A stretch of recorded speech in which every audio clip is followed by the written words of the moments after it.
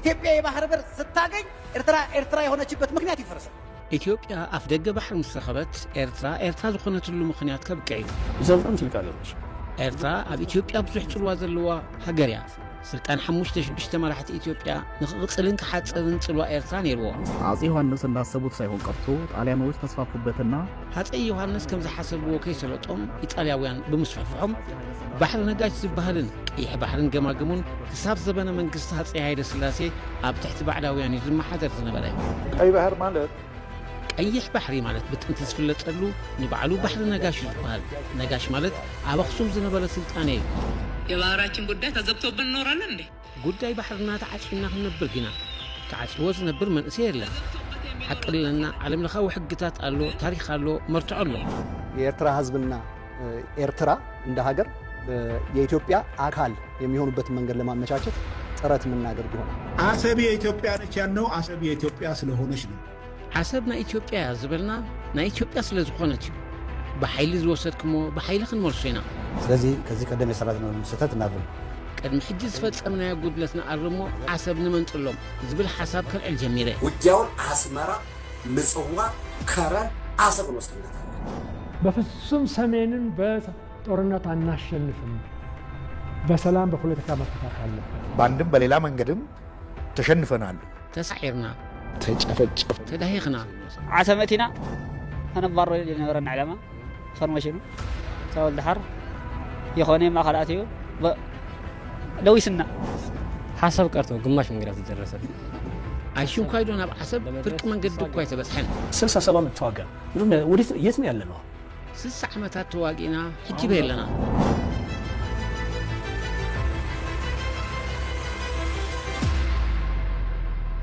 ዓባይ በግዕ ያው ታሒዛ ተጠፍእ ዝብል ብሂል ሕብረተሰብና ኣሎ እዚ ብሂል ኣብዞም ጎረባብትና ብግምጣሉ ናብ ዕየት ዓበይቲ ኣባጊዕ ሒዛ ትጠፍእ ተቐይሩ ኣሎ መራሒ ብልጽግና ብ23 ጥቅምቲ 2023 ኣባይ ተወከልቲ ህዝቢ ኢትዮጵያ ቀሪቡ ብዛዕባ ማይ ሰፊሕ ኣስተምህሮ ሂቡ ካብ ጥቕምን ኣገዳስነትን ማይ ሓሊፉ ድማ ከም ቀዳሞት ኣያታቱ ጽውጽዋይ 3000 ዓመታት ክደግምን ካብ መቓብር ትሒሩ ህይወት ክዘርኣሉን ኣገዳስነት ባሕርን ኣፍ ደገ ባሕርን ዝብል ዛዕባ ኣልዒሉ ተኽተኽ መደረ በመቕራብ ህዝቢ ኢትዮጵያ ብሓፈሻ መንእሰይ ወለዶ ድማ ብፍላይ ብማዕበል ክልዓል ብዘይ ኣፍ ደገ ባሕሪ ጎረርኡ ተሓኒቑ ክነብር ከም ዝኾነ ንኽእምን ንሰዓታት መዲሩ ኣብ ዝተረኽበ ዘቤታውን ኣህጉራውን ኣጋጣሚታትን መጋባእታትን ሕቶ ዋንነት ባሕሪ ናብ ሓድሽ ወለዶ ክሰጋገር ናብ ህዝቢ ኢትዮጵያን ዓለምን ከም ዝሰርጽ ክግበር መምርሒ ኣመሓላሊፉ እቲ ወኪል ህዝቢ ኢትዮጵያ ተባሂሉ ብዕድመ ትምህርቲ ተመክሮ ዝበልጾ ናይ ሰብ ረብሓ ጉጅለ ኣጣቃዕቲ ድማ ብዛዕባ ማይ ዝቐረበሉ ኣስተምህሮ ተኸታቲሉን ይረዳእዮ ኣይረዳእዮ ብዘይገድስ ከም ኣመሉ ብጣቂት ኣሰኒዎ ካብታ ዕለቲኣ ጀሚሮም ብዝተዋሃቦም መምርሒ መሰረት ልሂቃን ስርፊ ብልጽግናን መሰልቱን ተደጒሉ ከም ዝጸንሐ እሳተ ጎመራ ተፈጅሮም ባሕሪ ዝብል ክተት ኣውጆም ሰብ ሞያ ሕጊ ታሪክ ፖለቲከኛታት ወተሃደራውያን ኣዘዝቲ ኣማሓደርቲ ጋዜጠኛታት ስነ ጥበባውያን መሃንድሳት ኮታ ኩሉ ኣፍ ዘውፀ ዘበለ ኣብ ኩለን መራኸቢታት ኢትዮጵያ ቀሪቡ ክምድር ጽውጽዋይ ታሪክ ክምህዝ ክትንትን ክፍክር ይስማዕን ይረአን ኣሎ የባህር በር ስንል የባህር በርን ኢትዮጵያ ሀበር ያስፈልጋታል ባህር በር ካላችሁ ኢትዮጵያ የባህር በር ያስፈልጋታል የቀይ ባህር በር ጉዳይ የባህር በር እቶም ትማሊብ ናይ 30 ዓመታት ኩናት ዝተሰዓሩ ግን ከዓ ስዕረቶም ዘይተዋሕጠሎም ዕድልን ባይታን ሲኢኖም ተጸቂጦም ብኽቱር ጽልኢ ህዝብን ናጽነትን ኤርትራ ዝኸሓኑ ኣስናኖም ክሕርቁሙን ክቕልዙሙን ዝጸንሑ ሕሙማት ነዛ በመራሒ ብልጽግና ዝተፈጥረት ዕድል ተጠቒሞም ሎምያታ ግዜ ብምባል ካብ ዝተቐብሩሉ ጎዳጉዲ ወፂኦም ኣሎና ክብሉ ይረኣዩ ኣለዉ በዚ ድማ ኢና ዕየት ዓበይቲ ኣባጊዕ ሒዛ ትጠፍእ ክንብል ዝመረጽና መበገሲ ናይ ዝኹሉ ተላዒሉ ዘሎ ዶሮና ዝኾነ መራሒ ብልጽግና ነዘይ ብሱልነቱ ዝገልጽ ካብ ዘቕረቦም መድረኽ እንጅምር አሉላ አባ ነጋ ራሱ ቀይ ባህር የኢትዮጵያ የተፈጥሮ ወሰን ሆኖ ኖሯል ይኖራል ይላሉ ዊዝደም ነው ታሪክን አነሱ ኔቸር የሰጠችውን መንሳት አይቻልም አሉ አሉላ አባ ነጋ ቀይሕ ባሕሪ ናይ ኢትዮጵያ ተፈጥሮኣዊ ዶብ ኮይኑ ነይሩ ክነብር እውን እዩ ይብሉ ታሪክ ዘኪሮም ልቦናዩ ተፈጥሮ ዝዓደለና ክሕደጋ ይከኣልን እዩ እዚ ብልሂቃን ስርዓት ብልጽግና ብዛዕባ ቀይሕ ባሕሪ ከም ዝባ ኸምቲ ኢሉ እናተባህለና ሻዕ ከመፈከሪ ዝለዓል ኣሉላ ኣብ ታሪክ ጉዕዙ ንቀይሕ ባሕሪ ኣይሽንኳይ ደኽረግጾ ባሕሪ እንታይ ከም ዝመስል ኢዎ እውን ኣይፈልጥን ቀይሕ ባሕሪ ናይ ኢትዮጵያ ዶብ ነይሩ ክነብር እውን እዩ ኢሉ ዝተባሃለሉ ዘመን ካብ 1875 ክሳብ 1897 ዓመተ ምህረት ኣሉላ ኣብ ስልጣን ዝነበረሉ እዋን እዛ ሕጂ ኢትዮጵያ ትበሃል ሃገር ኣብ ስነ ኣእምሮ ልሂቃን ኢትዮጵያ ብፅውፅዋይን ሕልምን ዝተፈጥረት ዳ እምበር እዛ ንፈልጣ ኢትዮጵያ ኣይነበረትን ኣብቲ እዋን ከከባቢኦም ዘመሓደሩን ንሓድሕዶም ዝዋረሩን መሳፍንትን ኣበጋዛት ውግእን ተመቃቂላ እትመሓደር ፋሕ ዝበለት ዳ እምበር ብባህሊ ቋንቋ ስነ ልቦና ሕግን ቁጠባን ዝተኣሳሰረት ብሓደ መስፍን ወይ ሃፀይ እትመሓደር ህዝቢ ዝነበረላ ጥምርቲ ሃገር ኣይነበረትን ኣሉላ ድማ ወኪል መስፍን ትግራይ ሃፀይ ዮሃንስ ኮይኑ ን7 ዓመታት ንገለ ክፋል ከበሳታት ምድሪ ባሕሪ ኣብ ዘመሓደረሉ ዝነበረ እዋን እንተኾነ ንገማግም ቀይሕ ባሕሪ ብፍጹም ኣይረገጸን እቲ ዶባ ባሕሪ ነይሩ ዝብል ትርኻ ድማ ንባዕላ ዝተመቃቐለትን ዘይተጠርነፈትን ሃገር ዶባ ባሕሪ እዩ ነይሩ ክብሉ ዘስደምም እዩ እቲ ምስ ገማግም ቀይሕ ባሕሪ ዝዳወብ መሬት እውን እንተኾነ መሬት ደቀባትና ሕጂ ኤርትራ እዩ ኩሎም ኣብ መመድረኹ ዝመፁ መሳፍንቲ ኣቢሲንያ ባሕሪ ወኒኖም ከም ዘይፈልጡ ኣብ ዘዘመነ ስልጣኖም ንእታው ኣፅዋር ኣብ ደገ ባሕሪ ክፍቀደሎም ንቀይሕ ባሕርን ህንዳዊ ውቅያኖስን ዝቆጻጸሩ ናብ ዝነበሩ ኤውሮጳውያን ካብ ዝጽሕፍዎ ዝነበሩ ናይ ልማኖ ደብዳቤታት በጃኹም መስተንፈሲ ክፈትሉና ዝብል እዩ ዝነበረ 1855 ሃፀይ ቴድሮስ ናብ ንግስቲ ቪክቶርያ ናይ ዓዲ እንግሊዝ 1872 ሃፀይ ዮሃንስ ናብ ንግስቲ ቪክቶርያ ናይ ዓዲ እንግሊዝ 1876 ሃፀይ ምኒልክ ናብ ንጉስ ኡምቤርቶ ናይ ጣልያን ከምኡውን ብ1889 ኣብ መንጎ ኢጣልያውያንን ሃፀይ ምኒልክን ንምኽባር ግዝኣታዊ ዶባት ዝምልከት ዝተገብረ ናይ 1896 ውዕል ውጫለን ናይ 1896 ስምምዕ ሰላም ኣዲስ ኣበባን ሃፀይ ሃይለ ስላሴ ዘካይዶ ዝነበረ ልማኖን ጻዕርን ድማ ጭቡጣት መርትዖታት እዮም ገማግም ቀይሕ ባሕሪ ካብ መበል 15 ክፍለ ዘመን ክሳብ 1952 ብባዕዳውያን ይግዛእን ይመሓደርን ከም ዝነገረ ምሁራት ታሪክ ዝበሃሉን መራሕቲ ብልጽግናን ኢትዮጵያ ነቲ ናይ 4 ክፍላት ዘመን ታሪክ ናበዮም ክቐብልዎ ደልዮም ህዝባዊ ግንባር ኣብ ታሪኹ መምስ ዝነፈሰ ንፋስ ምሁታት ኣይኣመሉን ንኹሎም አንጻሩ ዝለዓሉ ተጻብኦታት ብትዕግስትን ህድኣትን ሒዙ ኣብ ኣድላይ እዋን ኣድማዕን ግብራውን ዝኾነ ውሳነ እዩ ዝወስድ ኣብዚ እዋን ነዚ ብስርዓት ብልጽግና ብስም ባሕሪ ዝግበር ዘሎ ንኤርትራ ናይ ምውራር ኣጀንዳ ብንቕሓት እናተኸታተለ ትም ክብል መሪጹ ኣሎ ትም ምባል መትከል ህዝባዊ ግንባር ግን ልሂቃን ስርዓት ብልጽግናን መሰልቱን ን3 ዓመታት ብዘይ ሕንከት ከም ድሌቶም ሃልውሎ ኮሉ መጥመሪ ዘይብሉ ትንታኔታትን ሓሶታትን ክፍኑ ዕድል ፈጢሩሎም እዩ ንነፍሲ ወከፍ ኣብ ጽላለ ዘድሃበ መግለጺታት መደረታትን ፈኸራን ሓደ ብሓደ ክትምልስ ምፍታን ማዕሪ ማዕሪኦም መጽላል ማለት እዩ እንተኾነ ግን ህዝቢ ኤርትራ ብፍላይ ድማ መንእሰይ ወለዶ ስነ ልቦናን ናይ ምስሕፋሕን ምግባትን ሕልሚ ኢትዮጵያውያን ቀደም ትማሊ ሎምን ጽባሕን ከመይ ነበረ ከመይ ክኸውን እዩ ንምርዳእን ከም ታሪክ ንመጻኢ ወለዶ ክስነድ እውን ስለ ዘለዎ ካብ ኩሉ እቲ ዓጀውጀው ውሕድ ክነቕርብን ክሳብ ክንደይ ኣብ ሓሶት ሰንዓን ታሪክ ዝፀሓሉ ተገላበጥቲ ዝሓለፈ ዝርስዑ ከም ዝኾኑ መደረታቶም ድማ መግለጽን መምዘንን ብቕዓቶምን ብስለቶምን ከም ዝኾነ ንምርዳእ አገዳሲ እዩ በንጉሱ ጊዜ እንደምታዩት ቀይ ባህር ጋር ሆነው ይሄም ታሪክ ነው ይሄንን ታሪክ መፋቅ አትችልም ከምዚ ትርእይዎ ንጉስ ኣብ ቀይሕ ባሕሪ እንከለዉ እዩ እዚ እውን ታሪክ እዩ ነዚ ታሪክ እዚ ክትኣልዩ ኣይከኣልን እዩ ነይሩ እዩ ታሪክ ኢትዮጵያ ኣይኮነን ክንብል ኣይንኽእልን ኢና ከመይ መፅኡ ከመይ ከይዱ ክንካትዓሉ ንኽእል ኢና ብግዜ ኣሉላ ይኹን ጃንሆይ ታሪክ ዝነግረና ነገር ኣሎ ማለት እዩ የኢትዮጵያ ታሪክ ልትለኝ አትችልም ነበረ እንዴት መጣ እንዴት ሄደን እንከራከርበታለን ግን ነበረ ለዚህ ታሪካዊ በአሉላ ጊዜ የሚሆን በጃንሆይ ጊዜ ታሪክ የሚነግረን ነገር አለ ማለት ነው ብርግጽ ናይዞም ክልተ መራሕቲ ዝንገር ታሪክ ኣሎ ብዙሕ ክትዕ ኣየድልን እዩ እቲ ሓቀኛ ታሪክ ክልቲኦም ወረርቲ ዘመቲ ዓመፅቲ ኣጽነቲ ህዝቢ ኤርትራ እዮም ታሪኾም ዝነግረና ድማ ታሪክ ወራርን ዓመፅን እዩ ዝምታ ወራርን ህልቀትን ብሄረን ኣራን ኩናማን ምድረስ ዓፋር ሳሆ ዖናን በሲግድጋን ዓዲ ብርሂም ኦሞ ሓጀር ጾሮና ኣቁርደት ሕርጊጎ እኹላት ኣብነታት እዮም ክልቲኦም መራሕቲ ኣብ ኤርትራን ህዝባን ጥዑይ ታሪክ የብሎምን ሃፀይ ሃይለ ስላሴ በኹር እግሩ ናብ ኤርትራ ዘንበረ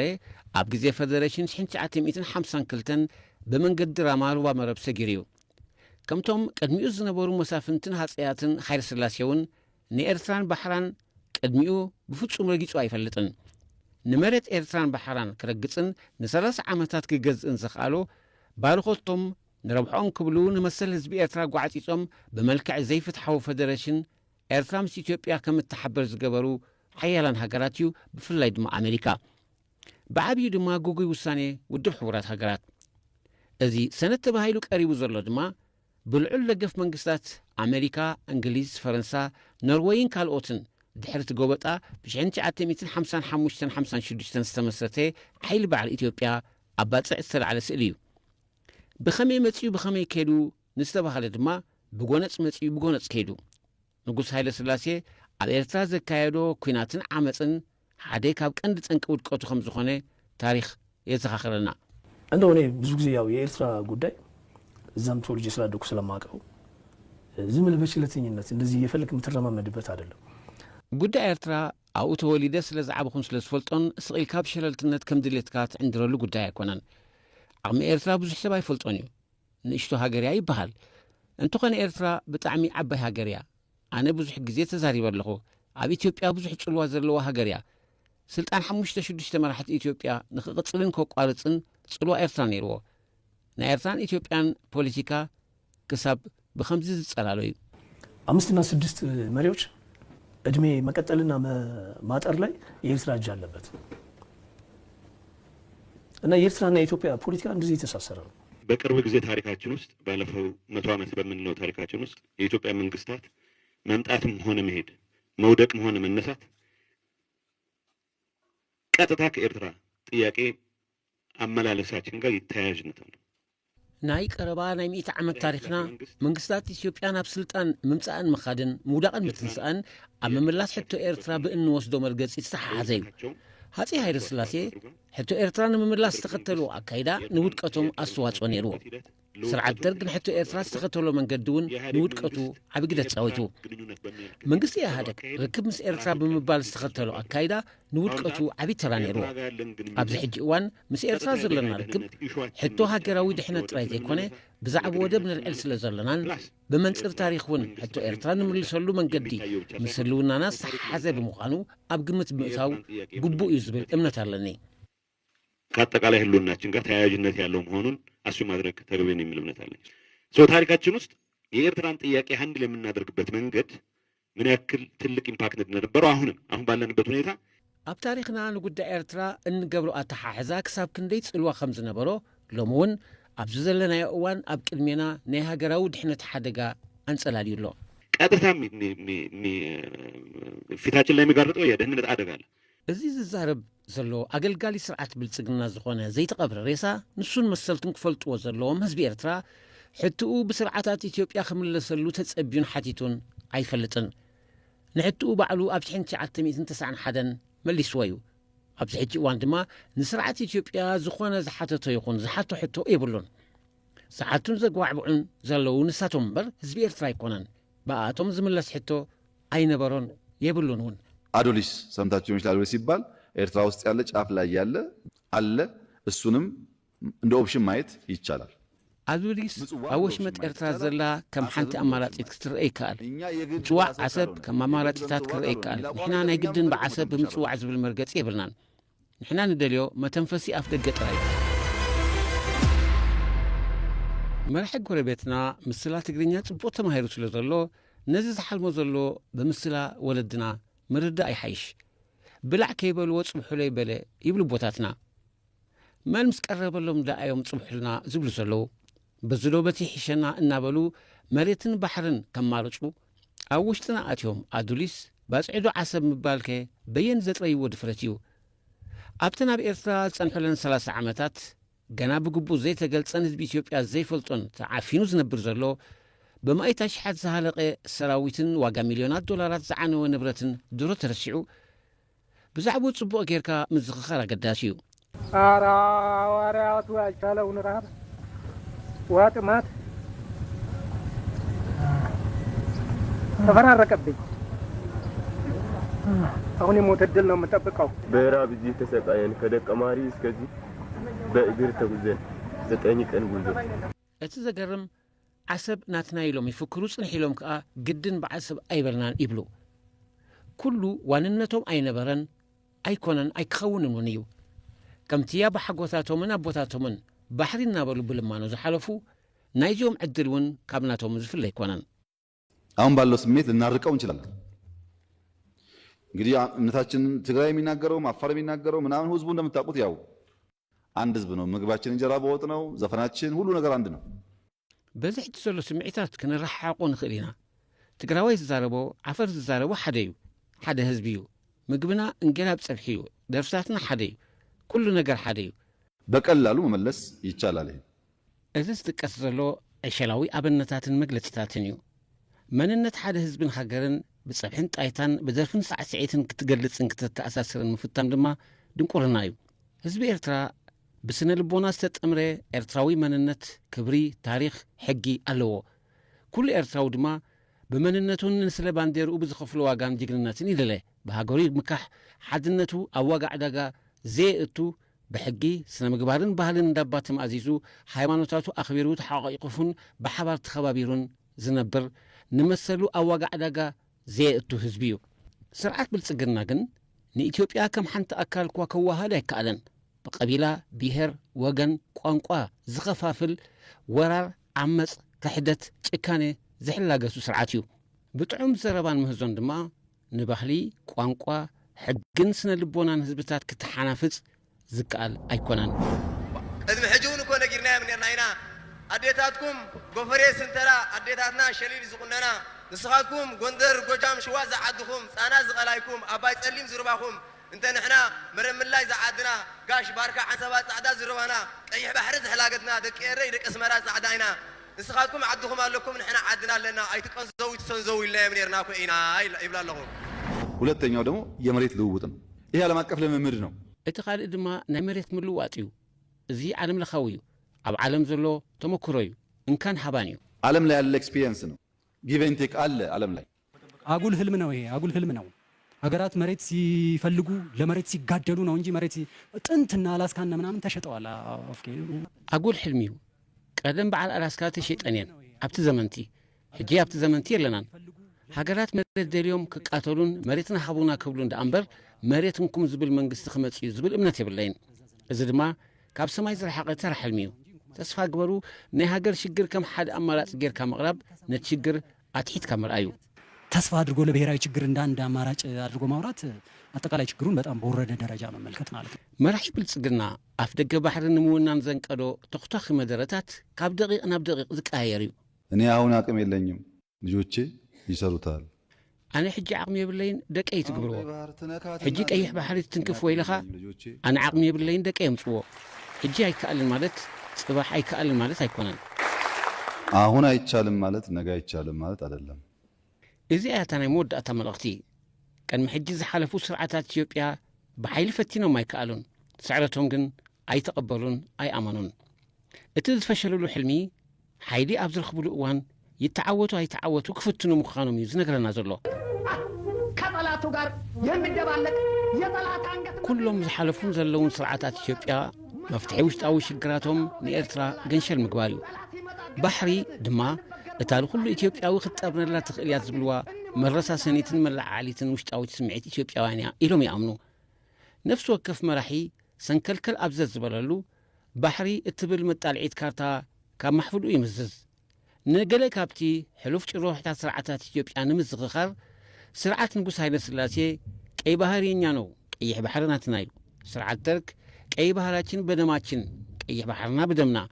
ኤርትራ ኣትሸጥም ኣትለወጥም ኤርትራ ኣይትሽየጥ ኣይትልወጥ ዝብል ይርከብዎም ሕጂ ዝፅውፅዋ እዚ ዝድገም ዘሎ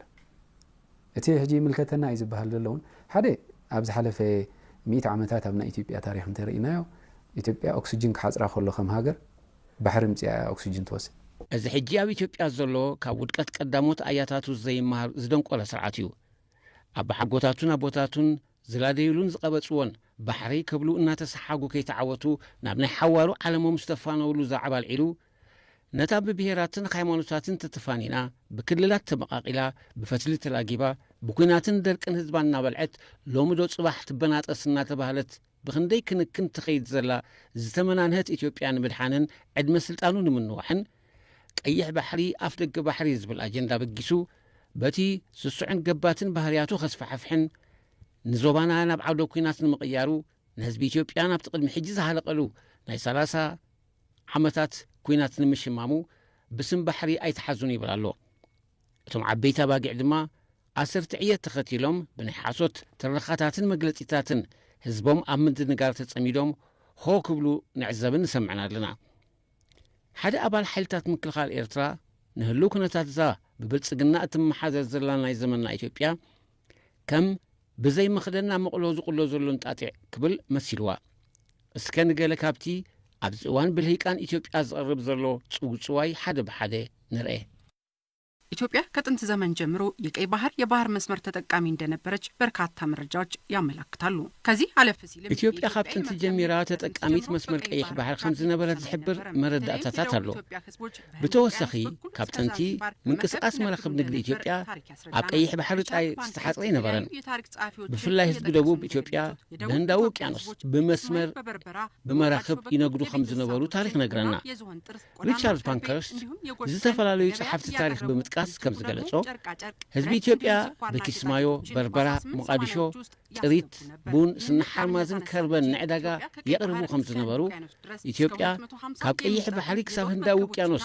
ከባቢ 250 ዘኣኽላ መራኽቡ ንግድን ከም ዝነበራ ይነገር ኢትዮጵያ ከቀይ ባህር እስከ ህንድ ውቅያኖስ ድረስ እስከ 250 የሚጠጉ የጦር መርከቦችና የንግድ መርከቦችን ታንቀሳቀስ እንደነበር ይነገራል ትናንት 34 ዓመት በፊት እኮ ኢትዮጵያ ውሃ በር 2000 ኪሎ ሜትር በላይ የነበራት ሀገር እኮ ናት ቅድሚ 34 ዓመት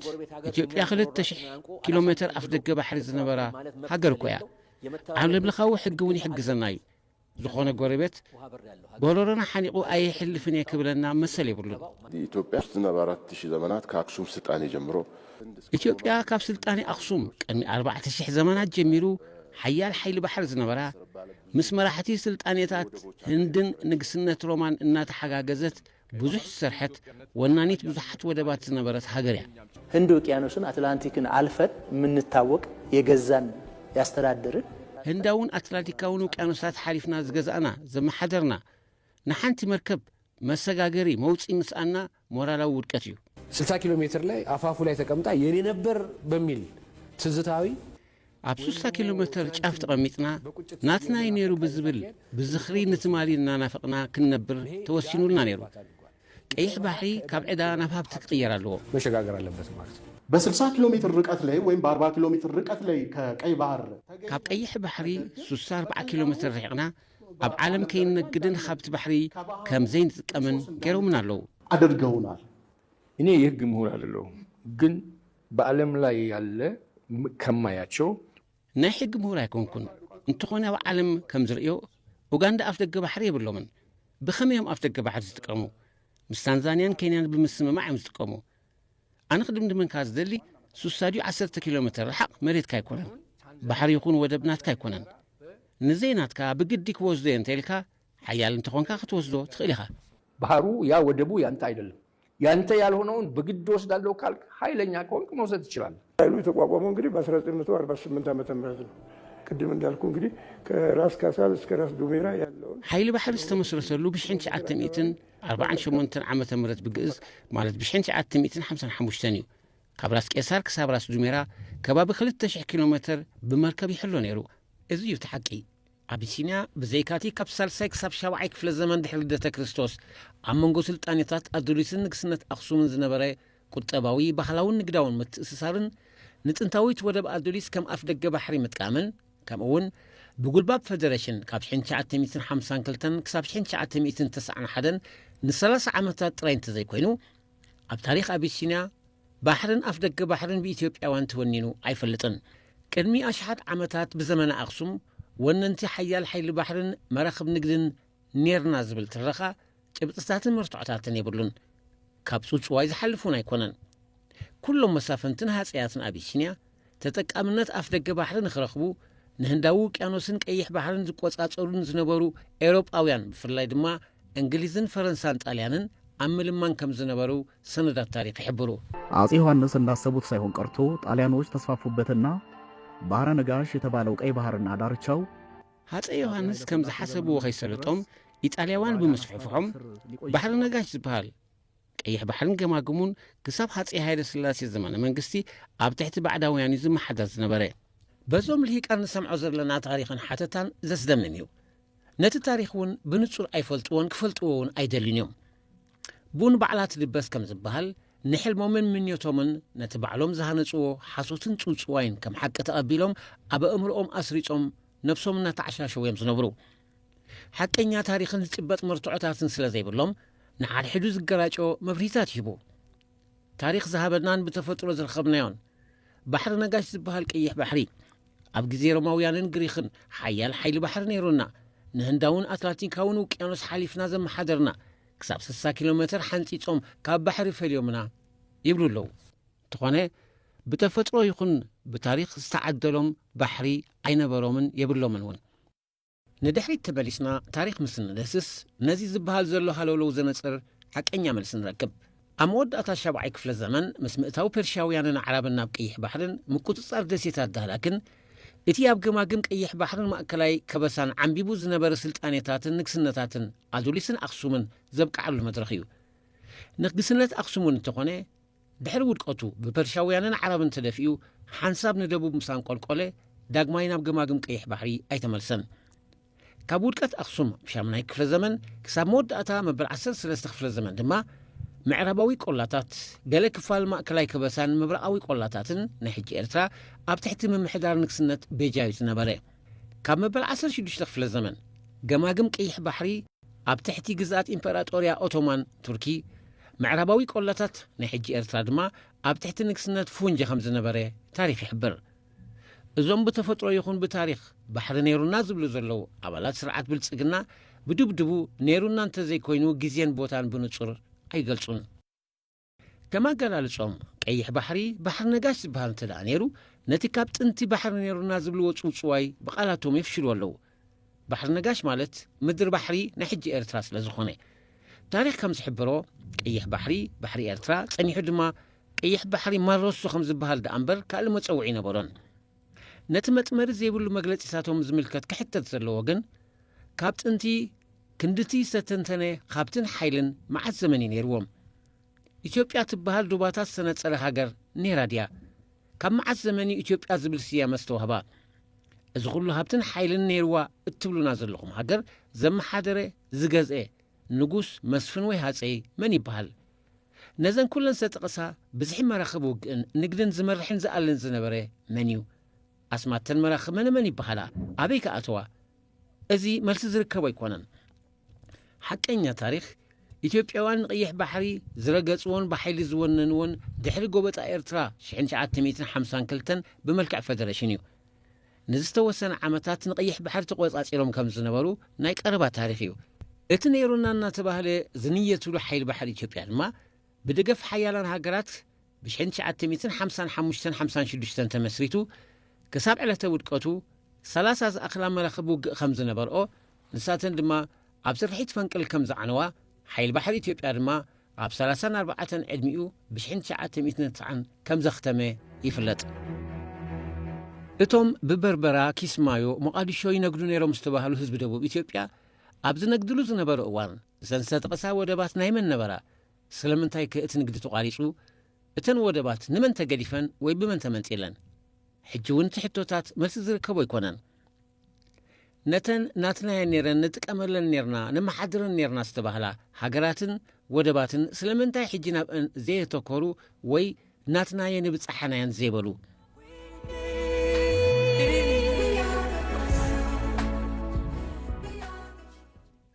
ኣብቲ ቀይሕ ባሕርን ወደባት ኤርትራን ብሓይሊ ኣብ ዝገዝኡሉ ዝነበሩ ዓመታት ኣብቲ ሃገር ዝተረኣየ ቁጠባዊ ዕብየትን ምዕባለን ኣይነበረን ወደባት ኤርትራ ንመዓላ ኩናት ዝውዕል ዝነበረ ህዝቢ ኢትዮጵያዊ እንተኾነ ካብ ወደባትን ባሕርን ኤርትራ ዝረኸቦ ፋይዳ አይነበሮን ሙሉእ ዕድሚኡ ካብ ተመጽዋዕትነትን ልማኖን አይተገላገለን አሰብ ጠላቶቻችን የጦር ሰፈር የጦር መርከብ ማረፊያ የአውሮፕላን መጥመንጠቂያ ልትሆን ትችላለች ዓሰብ ናይ ጸላእትና ማዓስከር መዕረፊ መራኽቢ ውግእ መብረሪ ነፈርቲ ክትከውን ትኽእል እያ ናይ ግዜ ሕቶ ይኹን እምበር ስትራቴጂያዊ ዝኾነ ኣፍ ደገ ባሕርን ከባቢኡን ንመስተየ ኣግማል ክኸውን ዘፍቅድ ዓሻ ግን የለን ቀጥታ ማንገናኛቸው አገሮች ጠላት ነው የምንላቸው አገሮችን ጎረቤቶቻችን ሊያመጡብን ንሕና ንቆጻጸሮ መሬት ምስ ካልኦት አህጉር ዝረኸብ بتاريخ صلاتنا نبلوم نعنا غيف قدو بقطتا 60 كيلومتر اب كبابينا كسفرو زغبر مسحنا اتينا سبسلطانن لهيقانن بلصغنا كل موغوتهم تጠቃምነት አፍ ደገ ባሕሪ ዘይኮነስ ኣብ ሕጊ ዘይተመርኮሰ ናይ ምስፍሕፋሕ ሕልሚዮም ዘንጸባርቁ ዘለው ብታሪኽ ይብጽሓና ይክብሉ ጸኒሖም ካልኦትን ተቆጻጺሮሞ ከስጋአና ስለዝኾነ ክንቆጻጸሩ አለናዮም ዝብሉ ዘለው ኸ ኤርትራ ከም ተኸታሊት ናጻ ፖለቲካዊ መስመር ኣብ መሬታን ባሕራን ንረብሓ ህዝባን ሉዓላውነታ ዝኽብርን ክሳብ ዝኾነ ምዝኾነት ሃገር ተቕረብ ትርሓቕ ኣብ ዝመረጸቶ ግዜን ቦታን ኣብ ዶብ ይኹን ኣብ ማእከል بمعرنتاوي شركنت كتسرح عمريتان ሉዓላውነታን ድማ ናይ ዝኾነ ወገን ባርኾትን ፍቃድን ኣየድልያን ብፍላይ ድማ ናይዞም ቀደምቲ ስርዓታት ኢትዮጵያን መሻርክቶምን ዝኣመሰሉ ወገናት ብዝመረጸቶ ምዝደለየቶ ወገን ክሰርሕን ክትሻርኽን ሙሉእ ናጽነት ኣለዋ Eritrea is not for sale. Eritrea is not for sale. Not for Iran, not for Israel, not for the United States, for nobody. አሁንም በእርዳታ ሰጪ ኃይሎች የሚጠመዘዝ ፖሊሲ ያለን ሀገር እኮነ ነው በለገስቲ ብረድኤት ዝወር ፖሊሲ ዘለና ሀገር ኮይና ቀለተት ጽበ ህዝብ ሒስካ እንደገና ናብ ኩናት እርጥማን እየጠበቀ የሚኖር ህዝብ ይዘ እንደገና ሌላ ግጭት ንታሪኽ ብዝጣዕሞም መንገዲ መጽሓፍን ምትርጓምን ከምዞም ጎረባብትና ገይሩ ዝመልኮ ሰብ የለን ፕሮፌሰርነትን ዶክተርነትን ታሪኽ ንምጥምዛዝን ንምስናዕን ዝመሃርዎ ክንድፍረ ኣድሪ ሕንከት ዘይብሎም ንጽባሕ ዘይሓስቡ ነሎም ጥራይ ዝነብሩ እሞኸ ምሁራቲና ዝብሉ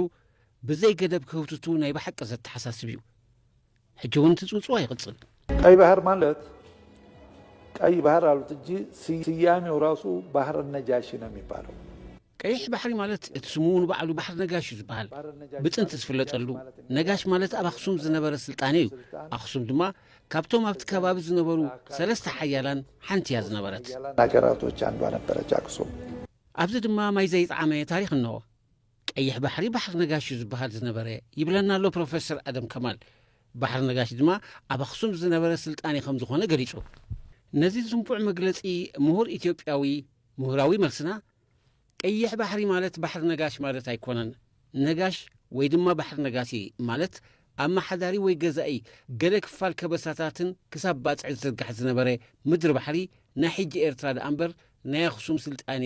ኣይነበረን ኣይኮነን የአሁኑ ትውልድ በቁጭት ይሄንን ነገር የሚያነሳው ለካ ይሄን ያህል ታሪክ የባህር الحبشه ብሎ ነው አረቦች ምጠሩት እዛ ሐድሽ ወለዶ ብነድር ዘልዕሎ ዘሎ ክንድዝ አክል ታሪክ ባህር الحبش ኢሎም ዮም ዓረብ ጽውዕዎ ቀይሕ ባህር ናትና ከም ዝኾነ ናይ ኢትዮጵያ ባህር ከም ዝኾነ ብዙሓት ኣብ መጽሓፍቶም ቀይሕ ባህር ኣይብልዎን እዮም ባህር الحبش ኢሎም ዮም ጽውዕዎ በሽሓት ኪሎሜትራት ዝቁጸር ገማግም ባህሪ ናትና ዝነበረና ሲኢና ኢሎም ዮም ብነድር ዘልዕልዎ ዘለው ያ ሁሉ ነው ያጣነው ወይ የሚል ነው በቁጭት የምነሳው ለዚህ ነው ቀይ ባህር ብቻ አይደለም አትላንቲክ ውቅያኖስ ራሱ ቀይሕ ባህር ጥራይ አይኮነን ንአትላንቲክ ውቅያኖስውን ካብ አፍሪካ በምዕራብ ወይ ድማ ኣብ መንጎ አሜሪካን አፍሪካን ዘሎ ውቅያኖስ ብጥንቲ ፖርቱጋላውያን ስፓኛውያን ግሪካውያን ዳሰስቲ ካርታ ሰሪሖም እዮም ኢትዮፒክ ኦሽን ኢሎም ዮም ጽውዕዎ ዝነበሩ ነቲ ታሪኽ ካበይን ብኸመይን ከም ዝስንዕዎ ናይ ብሓቂ ዘገርም ነገር እዩ ንቀይሕ ባህሪ ባህር ነጋሽ ባህር الحبش ንአትላንቲካዊ ውቅያኖስ ድማ ኢትዮፒክ ኦሽን ይባሃል ከም ዝነበረ ይንገረና ኣሎ በዞም ሰናዕቲ ታሪኽ